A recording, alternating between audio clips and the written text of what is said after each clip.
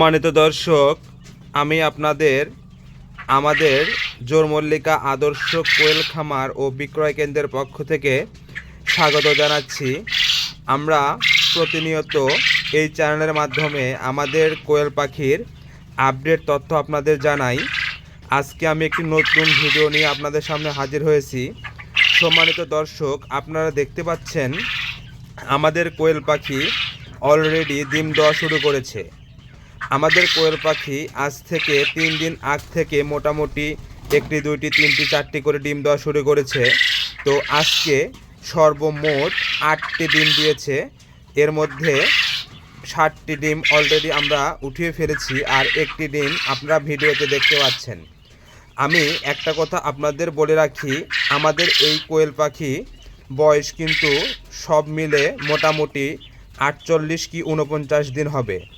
এর মধ্যেই কিন্তু অলরেডি এই পাখিগুলো ডিম দেওয়া শুরু করেছে। আপনারা পাখিগুলোর অবস্থা দেখতে পাচ্ছেন। প্রতিটি পাখি ডিমের প্রায় উপযোগী হয়েছে এবং প্রতিদিন 1টি 2টি করে ডিম দেওয়ার পরিমাণটা বাড়ছে। আমি আপনাদের সবাইকে আরও একটি তথ্য জানাতে চাই, যারা কোয়েল পাখি পালনে ইচ্ছুক তারা অবশ্যই পাখির প্রতি যত্নবান হবেন।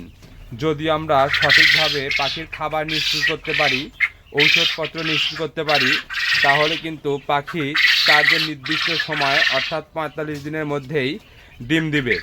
আমাদের পাখিটা আমরা নিয়েছিলাম, এর আগেও বলেছি যে 20-25 দিন বয়সী পাখি নিয়েছিলাম।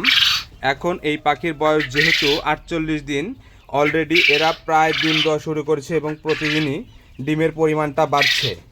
আশা করছি আর 5 থেকে 7 দিনের মধ্যেই আমাদের যে ডিম পাখি আছে এই ডিম পাখিগুলো পুরাদমে তাদের ডিম সরবরাহ করবে।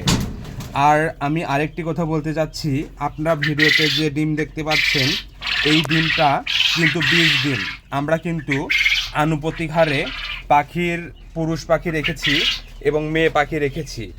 আমরা মোটামুটি 100 মেয়ে পাখির জন্য আমরা 30টি পুরুষ পাখি রেখেছি। অর্থাৎ যে আনুপাতিক হারে পুরুষ পাখি রাখতে হয় আমরা কিন্তু সেটা মেনটেন করছি এবং অলরেডি আমরা কিন্তু এই 20 ডিম দিয়ে ডিম ফোটানোর পরিকল্পনা করেছি। আপনাদের এই ভিডিওটি দেখার জন্য অসংখ্য ধন্যবাদ। যারা আমাদের এই চ্যানেলটা ফলো করেন আপনাদেরকে বলবো আপনারা অবশ্যই এই চ্যানেলটা সাবস্ক্রাইব করবেন এবং আমাদের পাশে থাকবেন, এবং পরবর্তী ভিডিওর মাধ্যমে আমি আপনাদের আরও নতুন নতুন তথ্য জানাবো এবং যারা নতুন কোয়েল পালনে আগ্রহী তাদেরকে আমরা পরামর্শ প্রদান করব ইনশাআল্লাহ।